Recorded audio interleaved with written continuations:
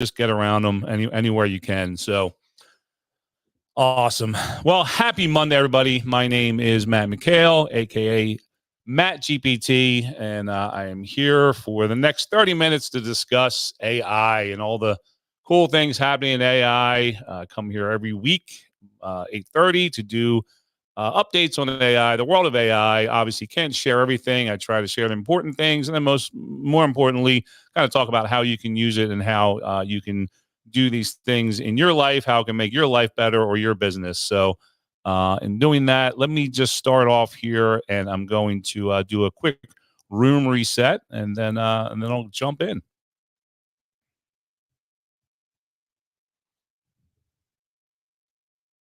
Good morning, everyone. Welcome to Breakfast with Champions. We are live on Clubhouse starting at 4 a.m. Eastern with over 60 expert hosts who provide motivation, education, and inspiration to help you live your best. Just so you know, StreamYard always gives me problems, man. Come on. Oh, let me just try one more time, and then we'll abandon it.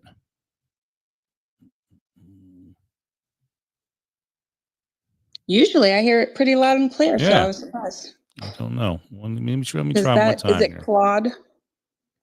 It is. Well, it's 11 Labs. So how about if I just try this?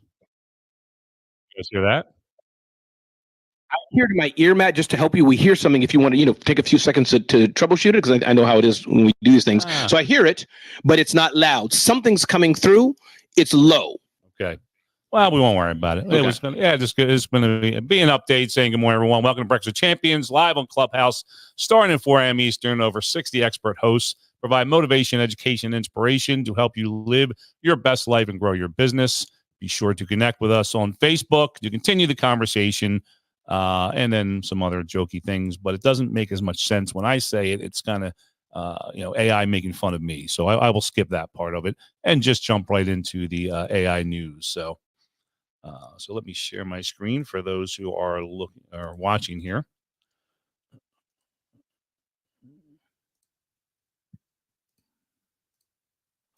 Okay. So over the weekend, Warren Buffett had his annual shareholders meeting, and he was talking a little bit about AI. What a surprise. So AI has enormous potential for harm, which I don't think any of us are surprised by his hot take there and what he was talking about. But he did talk about it from both standpoints. Obviously, compares artificial intelligence to development of nuclear weaponry, even as the company begins to use some of it in business. So I think, like everyone else, very cautious and nervous about where AI is and where it can go, but also recognize the need for it and the need for it in business and in personal life and everything else we're using AI for now. So it's just one of those things, or it's an interesting take, especially from someone like Warren Buffett, where obviously I don't think he's getting too much into the details of AI and those things, but just looking at it from more of an investment standpoint, but also what can potentially harm business. I think, obviously he's one of the smartest financial minds, but he's smart financially because he can see where the world's headed, where business is headed, and where things will go.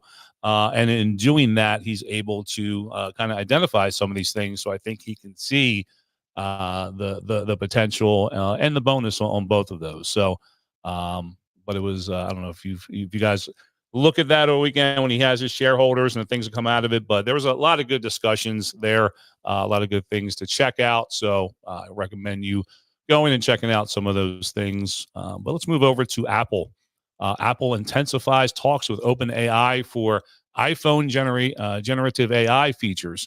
So it's really interesting because they're actually talking to Gemini as well at the same time. So, and for those that don't know, Gemini is Google's AI large language model.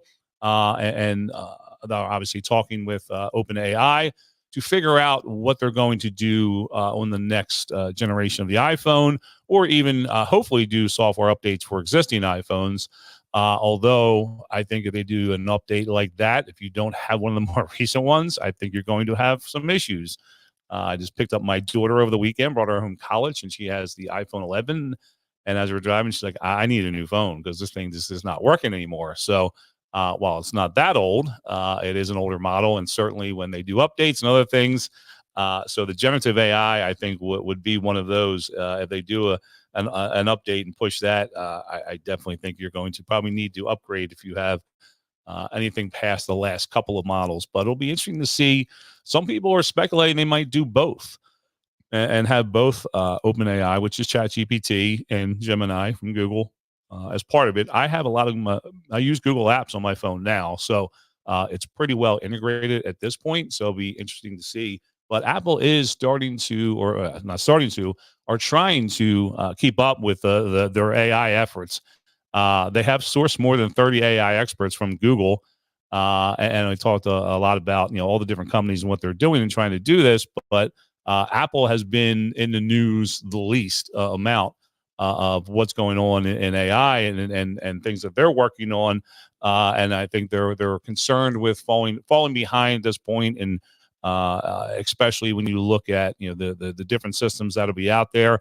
Obviously, there's AI hardware coming out. And I'm going to talk a little bit about that because it's not really living up to the hype around it. But we are seeing more companies coming out with some hardware and AI. And listen, it's possible that someone does turn around and come out with a really good phone that has integrated AI really well, and has an operating system that people like better than the Android operating system. Sorry, Android users, but iOS users just don't like that platform. But at any given time, any of these companies, can, when you have something like this AI and the way the technology works, they can be replaced. So it'll be interesting to see what they choose, how they want to improve Siri with AI, and things they're going to look at moving forward. OpenAI, speaking of OpenAI, have updated some of their controls and some of their using. So now for both free and plus users, so plus is the paid model, you can access your chat history regardless of whether you opted into training for model improvement or not.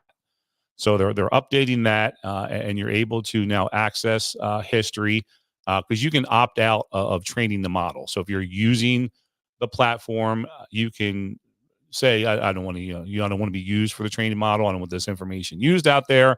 So you can do that. You can also start a temporary chat for one-off conversations, which won't appear in your history. So I spoke last week about the memory and the new feature for the plus users, and they have memory available now where it's going to be able to remember different things about you and be able to use that when you're having different conversations with it, putting in different prompts. It'll be able to pull from that memory and say, oh, yeah, here's all the things that I want to remember about you. When we're giving you this information, I want to make sure that I'm keeping in mind what you do for work, what you do, what you're looking for, all those things in the memory. I still don't have it. I don't know. Everyone's saying, oh, it's been released. Everyone has it now. I still don't have it. So I don't know if you have the paid version of ChatGPT. Hopefully you have it. I don't have it. Just checked right before I went on here, and I still don't have it available. So hopefully at some point I get it. But I talked about it last week and showed some of the details of it. But I have not been able to use it personally yet. So maybe I'll talk about that again in the future if I finally get it, OpenAI. So some more gossip at OpenAI. Sam Altman was speaking over the weekend, and for the first time talked about GPT-6 for the first time ever. So he taught, there was a number of different things that he spoke about and things that he was going through. That was going to be one of my jokes in the OpenAI. He said, GPT-4 is the dumbest model you'll ever use. And what is going to come, will obviously be much better, which, no shock, no surprise, but talked about, GPT-5, whatever he's going to use or call it. And there might be a 4.5 before 5. We don't know that for sure from OpenAI, but there are improvements coming out. We know that for sure. And one of the ways we know that is because of something that happened last week, pretty briefly, but it happened where there was a mysterious GPT-2 chatbot that showed up. So there's different websites out there that can list all the large language models. And there was a link to this GPT-2 chatbot. And even the naming convention was different than OpenAI or anyone would use in the past. But people starting to use some of this GPT-2 were able to do much better than what they're able to do in 4 right now. People were solving equations, going through as fast and as much as they could, and trying to get it to do things. And their response time, the responses themselves, all the answers, everything was coming back much better, better answers than GPT-4. So obviously, everyone speculated right away: is this 4.5? Is this 5? Now, Sam Altman did say that it was not 4.5. So he talked about that right away. He was quoted by that. Doesn't mean it's not 5, but it's interesting to see what is going to happen there, and what is going to come from that. Is that going to be? Share this article real quick. Is that going to be 5? Were people able to use that? Were they releasing that? He even had like a cryptic tweet around that once he said that. So it was, but he said, but it is most likely from OpenAI. It is most likely one of their new updates. But he's saying it's not 4.5, which again, it could be 5. So we know it's coming out. We know it's coming soon. So it'll be interesting to see how quickly that comes out. But from all the people were able to jump on there, because it's only there for a few days, but all the people were able to jump on there and using it, were able to use it and say it was much more effective system overall. One more last thing for OpenAI. Financial Times has announced a strategic partnership with OpenAI, which is interesting because Financial Times, you need subscription to read their articles. So a lot of times I will link to articles from here. So, if you're on Clubhouse, you can click on my link at the top. All the things I talk about here, I click link the articles. A lot of times they're from Financial Times. This one I'm looking at right now is their press release. So you can see that without having to pay for it. But they are a subscription model, and if you use it and you're reading it, it's well worth a subscription because they have great news articles and everything else up there. But so they have announced this partnership with OpenAI. It'll be interesting to see how it works, how it's used. Will there be, will this be just the paid version? How much information you'll be able to get from it without having to pay for the articles themselves? Obviously, Financial Times, it'll help them on their website. And doing that, I've talked a lot about, different partnerships and things that are coming up. And this is one of those crucial things when we look at, who's really going to be able to lead AI and what companies are going to be that. Obviously, Gemini, came out from Google. I talk all the time about Claude.ai. I'm going to talk here in a minute about them from Anthropic. A number of good large language models out there. But when we see OpenAI and different partnerships and different things they have going on, obviously going back to the Apple story, if they can secure the partnership with them and be the only AI integrated into the iPhone, that'll be huge. So all those things and all those partnerships, go beyond just, how does the system work and the large language model information. Once you start integrating all of these things in there, they become that much more appealing to end users and more powerful as a system overall. So as we go through, we see more and more partnerships showing up for OpenAI and ChatGPT. We'll see where that ends up going, how far they can get with that without Google and other companies responding pretty quickly. So I talked a number of times about developers and coding and different things that are going on in AI, and I'm going to talk about that here at the end, where I talk about some of the real world applications or the real world results of AI, what's coming out here. GitHub Copilot is a workspace that will help with developers and help with coding. So this is one of the leaders in helping with that. So they've announced a new update and workspace boosting developer productivity up to 55%. So I spoke, when we're at right now, it's one of the AI is a tool that's helping developers to do their job better, be more effective and efficient in doing it. In the long term, it's going to replace a lot of developers. You're still going to need people to manage projects and do all those things. So the ones that are going to continue to thrive and do well in the development space are going to be ones who can understand how to use AI, manage it, manage a project, all those things put together. Because a lot of the development itself, just the apps, the coding that we need an actual developer for now, will all be done in AI. So moving forward, that's one of those spaces within, it could be 2 years, it could be 5 years, it could be a year. It's depending on how quickly AI moves and some of these systems that are coming out relatively soon and how much they're able to do on that side of it. But that is something, again, we need to continue to take a look at and see as these things go through. I did talk about Claude. Claude.ai is one of my favorites. I go to and I talk about from a marketing standpoint, from different things. I still think they are the leader. If you're doing that, if you're trying to write copy, if you're trying to do something along those ends, use Claude. I use probably all of them a lot of the time. So I'll put the same prompt in or a similar prompt in to ChatGPT, to Claude, to Gemini, across the board.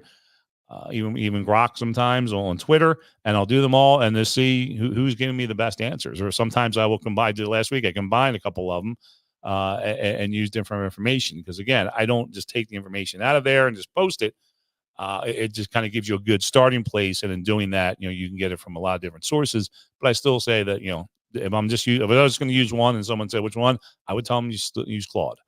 And they've launched, Claude Teams. So now, if you want to use that for your business, or you have different people you're working with, you're able to do teams and you're able to share information back and forth.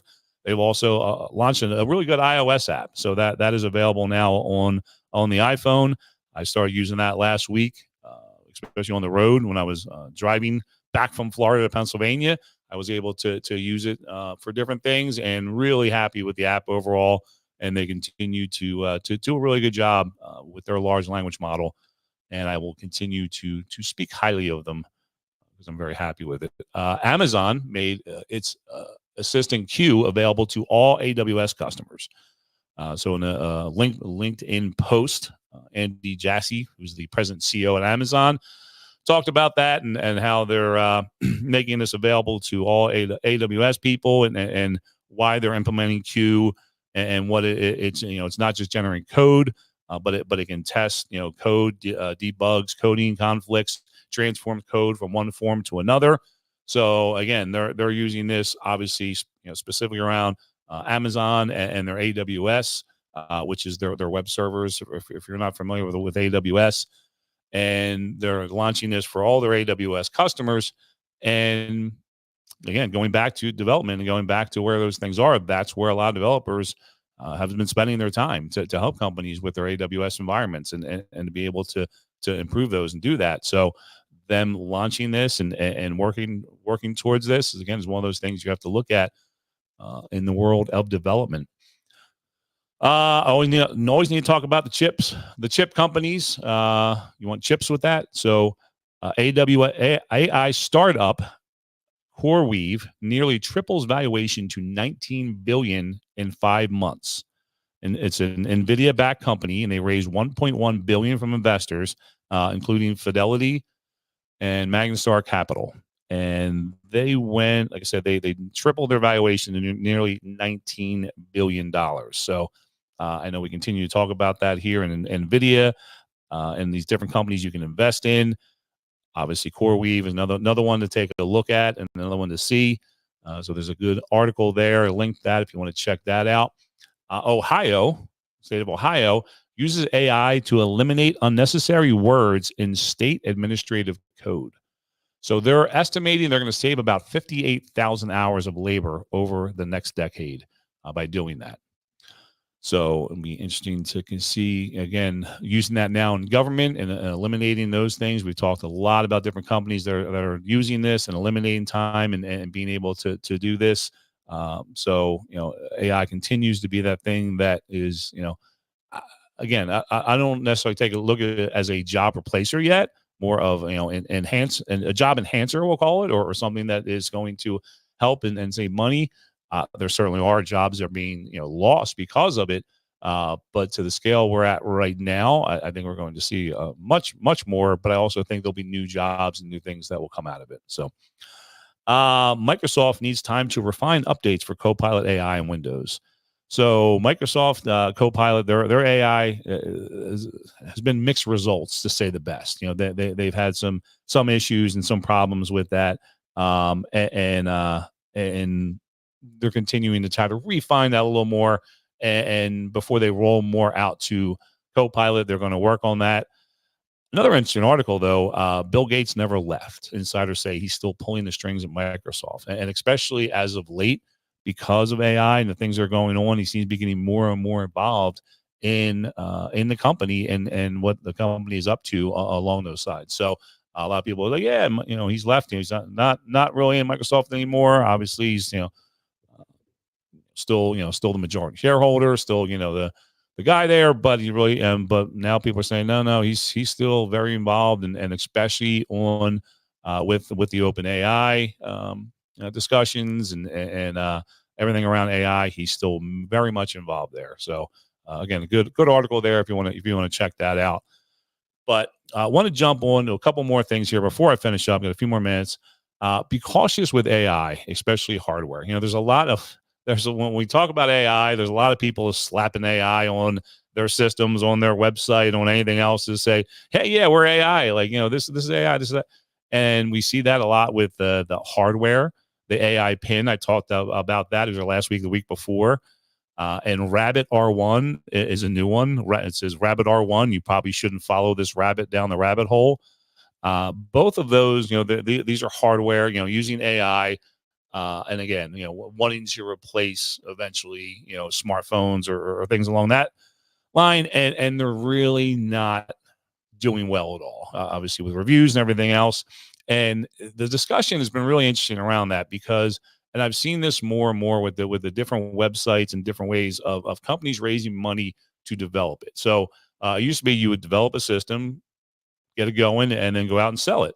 Now it's selling this hardware or these different things to raise money to build it, and then the advantage is you're going to get the first generation of it, but unfortunately the first generation never really lives up to it and has issues. But you're still paying full rate for it. So even with Apple Vision Pro, although Apple has a little better track record, and I think they're going to do updates, there's still a lot of things that aren't available in it. You still can't watch YouTube. You still can't do other things where the Vision Pro that people were disappointed in, So I think you'll be able to make a good software update, but some of these things that when you have this hardware come out, a lot of times it has to be a hardware update. You have to have the next version of it to really make it. So I just want to kind of warn you, be cautious on some of these things. Be cautious of companies that say they're AI when they're really not. Or just, barely. Broke to millionaire. So I always love YouTube, and I was watching stuff while I'm listening to stuff while I was driving back. And there was a Dan Martell, and I've seen a lot of his videos discuss from being broke to being a millionaire, and gives a list of 6 steps to follow. And the video overall is really good. I highly recommend anyone watching it going checking it out. The 6 steps he talked about: learn the top in-demand skills, focus, which he used an acronym, follow one course until successful, focus, FOCUS, evaluate the people around you, remove and replace, friend inventory, mentors, lawyers, advocates, etc., quit time assassins, indecisive people, too fast to decide supervisors, micromanagers, poor money mindset people, reward after achieving a goal, figure out some sort of gamification for your goals and working way through it. Reinvest to multiply money and be millionaire in cash, trade time, leverage, money investments, and opportunity. And he talks about 3 ways to make money. You can trade time for money. So you can go and work a job, an hourly job or salary, whatever it is. You can figure out, a time for money. Then you can trade money for time. So once you start to get money, you can use your money to trade that for time, things that, you have to get done, but it's not as cost effective as you to do it. And those things. And the last was trade money for money. Once you have money, reinvesting and investing in different things, investing in stocks, investing, and I won't go into too much detail of it because the reason why I'm talking about this now and how it comes into AI, he talked about the 6-figure skills that he developed to get to where he was, to become a millionaire. And the 6-figure skills were software engineering, video editing, copywriting, graphic design, and data analytics. Now he goes more into detail on each one and how he used it and what he does there. But in case you guys haven't really seen a theme across that, all of those are going to be replaced or dramatically changed by AI in the next couple of years. So while the video and all the principles, everything he goes through, really good, and I highly recommend it, and the mindset, a lot of the other things he goes into, the six-figure skills that he used from, I think he said 17 to 27. I don't know. So maybe that was a decade ago or longer ago. I'm not really sure. But the things that he did, someone starting out now can't do that. Those six-figure skills will not be six-figure skills the way he did it. So software engineering, again, you need to have, you need to do that along with AI and figure those things out I was just talking about. Video editing will probably be gone. Will probably all AI, just putting in prompts, and anyone will be able to do it. So you certainly won't be a skill that'll be exclusive to you. Copywriting, I think we already covered that. I think that's the majority of people using AI right now. Graphic design, we already see the generative AI and in Photoshop and everything. It was funny. I did see a picture over the weekend of somebody at their wedding, and they wanted to replace a rock that was in the picture, and Adobe's generative AI replaced it with a baby laying on the ground. So again, is it there yet? No. But again, you did again, and just we're more specific with the prompts. So maybe they weren't specific with the prompt or figure those things out. And then lastly, data analytics. That's what AI is, But again, you need someone who's a subject matter expert to do that. But a lot of those things and the way he did it, it's AI is going to take over all of that. So again, you need to look at all these things, what you're doing now as a subject matter expert, where you are in the industry, all the things that you're working on, and figure out how you can make these changes, how you can be able to adapt AI and these tools and these systems into your process now and into the things that you do, because it's going to be crucial for any of these. So again, if you know people that are developers now, make sure they are looking at the different ways that AI is going to affect this. Make sure they know about Amazon and their systems and everything, because they can start to use that now to make themselves much more efficient, effective, and probably make more money. But over time, you're just going to have more and more people, so that that pool of people will be huge. So there'll be so many people to choose from. It's not going to be a six-figure skill. It's just going to be something that anyone has access to, and anyone can do. That takes a little bit of time. So, speaking of time, I have about a minute left. So, if anybody has any quick question or anything, I will open it up. But if not, here on Clubhouse, I'm going to hand it off to my friend Dora Maria, and she's going to share with us. But does anyone have any thoughts or any questions real quick?